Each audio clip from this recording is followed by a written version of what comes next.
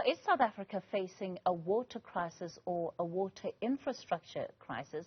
These are just some of the questions arising as many of the country's dams are at sufficient levels, but taps are running dry and water restrictions have also come into effect.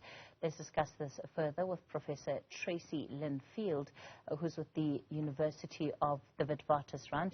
She's also served as the chair of the board of the Center for Environmental Rights for 4 years. Well, Professor Lynn Field, thank you so much for your time tonight. We know that we live in a water-scarce country. But something about where we find ourselves today suggests that the problem is much deeper than that. Absolutely, Kathy.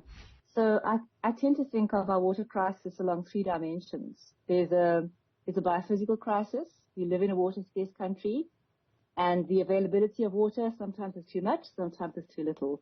And that's only going to get worse with climate change. So that's the first dimension. The second is the infrastructure. We have aging infrastructure. Water is not an ecological gift. It requires a lot of material inputs and labor to get the water to a tap. So there's a crisis there. And then there's a crisis of the social environment and the governance environment. So those for me are the 3 avenues that we could explore.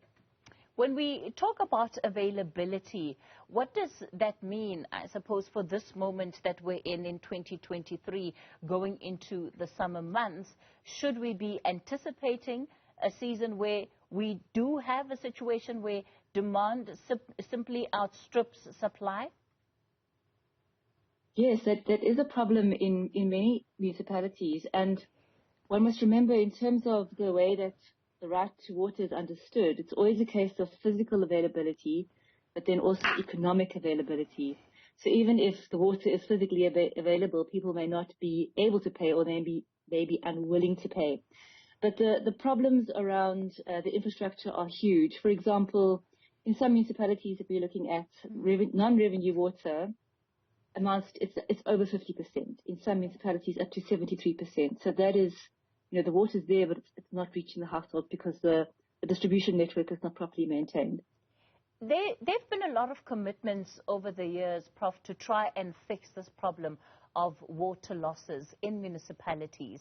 Unfortunately, not only have we not seen that happen, but more and more, if we look at the work that's coming out of the South African Human Rights Commission, we are seeing that municipalities are actually falling foul of their rights and of their responsibilities, rather, and they're simply unable to provide the basic service that they should be providing to many residents. And of course, they're being found guilty of violating residents' rights.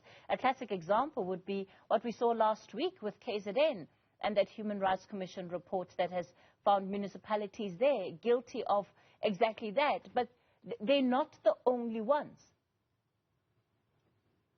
Yes, that was a very damning report. And the starting point is that municipalities are constitutionally obliged to provide this water, which in itself is a problem because you have a very decentralized system and not sufficiently resourced to actually provide the service.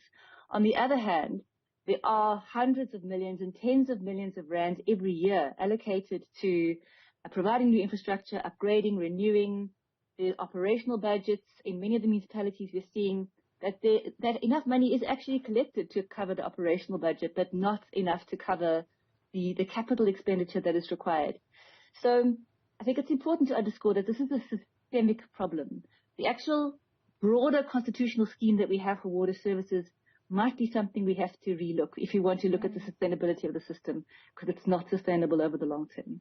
Talking about the broader ecosystem, we also have the water authorities and the water boards that have been equally implicated in these failures, especially around distribution and infrastructure maintenance. Yes, so we like to kind of beat municipalities up with a stick, but it's really a whole of government response that is required. National governments, provincial governments, the water boards, which have a lot of power actually, and also power to, I think, get emergency energy backups, which is also part of the very big problem we see now with load shedding impacting this water infrastructure. So I would like to see some movement there around backup energy systems for the water services system.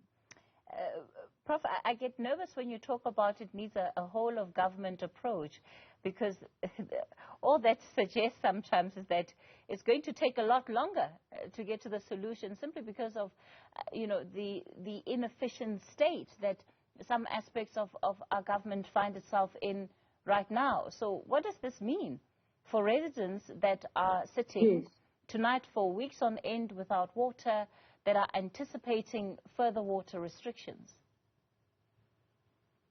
I would love to be able to say I can counter your worry, but I can't. This is something it is something we're going to have to look at very seriously as a country. It's a political question. It's something that the electorate should be really asking very hard questions of their political parties. What is your plan for water? It's quite unconscionable that in Gauteng, we have a situation where the mayor has not been coming to water services meetings about the water supply in Gauteng. So it needs to be really at the top of the political agenda, because unlike energy, it's not that easy to get alternative water supplies unless you talk about the people who have the capital to sink boreholes. Otherwise, it's difficult. You have to rely on the centralized system. So I think it's one of our top political issues, and we need to be really asking more of our politicians and our government in general. What does the worst case scenario look like based on just these problems as you've articulated them under the three themes? We've started off with electricity where, you get load shedding for 2 hours a day and it was a crisis. Now we're on stage 6 almost every other week, and we've sort of come to live with it. Will we get there with water? Is that the risk that we currently run if these problems are not attended to? It may be, and it's interesting. I interviewed one of my students who experienced almost a month's supply without water, and how, as South Africans, we cope. We're very resilient, and stories of incredible solidarity, people who had boreholes, supplying the whole neighborhood. So I think that, hopefully in those times we come together and have solidarity, but let's not get there. Let's fix the system. Let's be transparent about the amounts of money that are being spent. We've started a project with the Human Rights Commission called the Water Justice Tracker, where we are going to be making this kind of information explicit. Understand the problems in your particular municipality.